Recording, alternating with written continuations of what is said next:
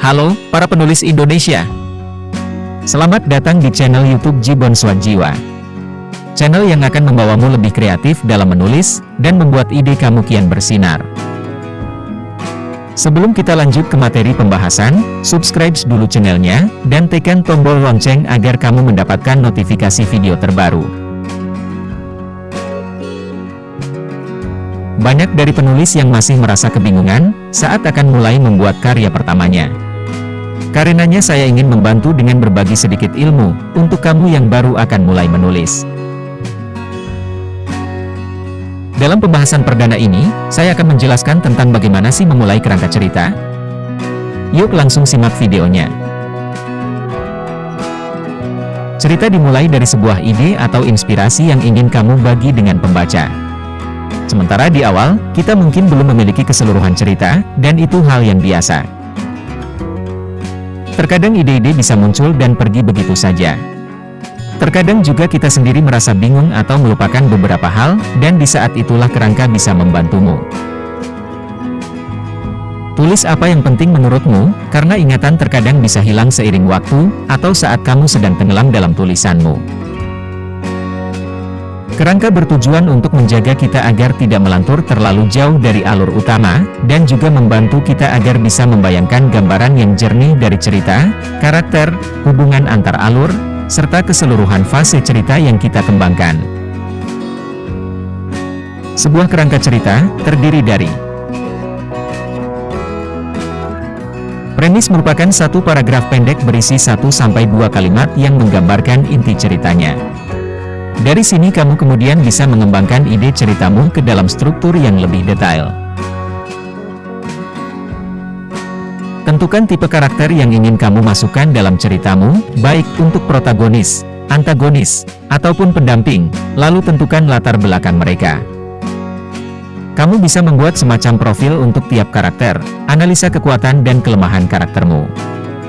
Dalam kerangka cerita, kamu bisa memberikan gambaran singkat karaktermu. Misal, tokoh A yang merupakan seorang pengusaha berusia muda yang suka sekali gonta-ganti pacar, tapi dia bisa ditaklukkan satu wanita yang bersifat dominan. Tentukan latar ceritamu.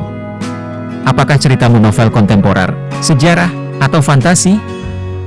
Kamu boleh memilih latar apapun selama kamu bisa menggambarkannya kepada pembaca dengan baik dan cocok dengan ceritanya.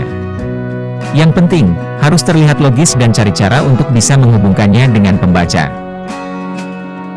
Jika kamu berencana menuliskan fantasi, atau cerita paranormal di mana kamu bisa bertualang secara bebas di dunia imajinasi, dunia yang sepenuhnya ada di bawah kendalimu, yang tentu terdengar sangat keren. Pastikan kamu bisa menjelaskannya dengan baik kepada pembacamu tentang bagaimana duniamu ini bekerja, seperti apa sistem kekuasaannya, spesies yang ada di dalamnya, sehingga pembaca tidak merasa kebingungan.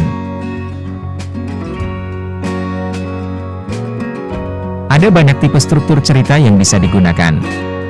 Sebagai penulis kita bisa memilih struktur yang nyaman untuk digunakan. Tapi, biasanya semua mencakup beberapa poin utama. Berikut ini rangkumannya. Perkenalan karakter dan bibit konflik. Pada bagian ini kamu bisa memunculkan karakter-karakter utama dalam ceritamu, dan awal mula kemunculan konflik. Pengembangan konflik yang menggerakkan alur cerita. Di bagian ini biasanya konflik sudah mulai semakin berkembang dan plot bergerak menuju klimaks cerita. Klimaks konflik. Puncak konflik ini biasanya digambarkan dengan intrik yang semakin alot dan pelik, sehingga ini menjadi titik terendah bagi karakter utama. Di sini perjuangan karakter yang kamu buat akan terlihat. Penyelesaian konflik. Pada bagian menuju penyelesaian ini, para karakter sudah mulai bisa menemukan titik terang masalahnya. Adapun teori yang terkait dalam struktur novel. Berikut ini penjelasannya. Struktur cerita klasik Dean Koontz. Struktur cerita ini mengikuti rute protagonis yang langsung terkena masalah. Usaha protagonis untuk bisa menyelesaikan masalah malah memperparah keadaan, hingga ia merasa tak punya harapan. Dan akhirnya protagonis berhasil menggunakan segala yang ia punya atau pelajari selama menghadapi masalah untuk mencapai akhir bahagia. In medias res. Artinya, di tengah segalanya. Atau secara sederhana, langsung pada inti masalah. Mulai ceritamu dengan salah satu konflik dan permasalahan melalui flashback atau dialog yang kemudian diikuti dengan berbagai krisis yang membawa semuanya ke arah klimaks. Novel yang menggunakan struktur seperti ini diantaranya Iliad, Odyssey, dan lain-lain.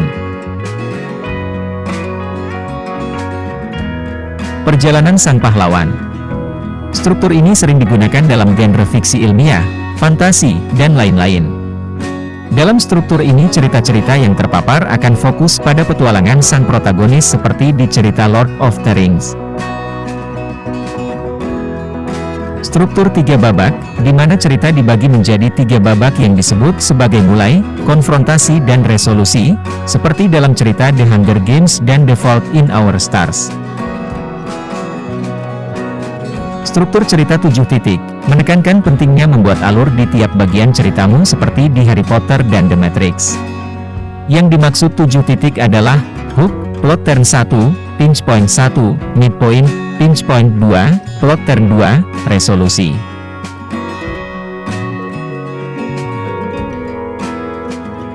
Ayo baca lagi ide cerita yang kamu tulis, atau cerita yang sudah kamu buat. Jangan patah semangat untuk terus belajar dan mengembangkan ide ceritamu menjadi cerita yang luar biasa. Nah, bagaimana pembahasan kali ini? Semoga materi yang disajikan bermanfaat untukmu.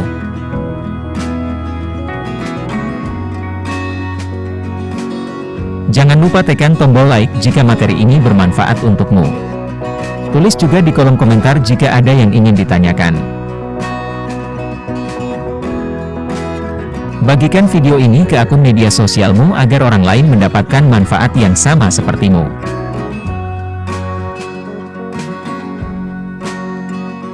Sampai jumpa di video selanjutnya.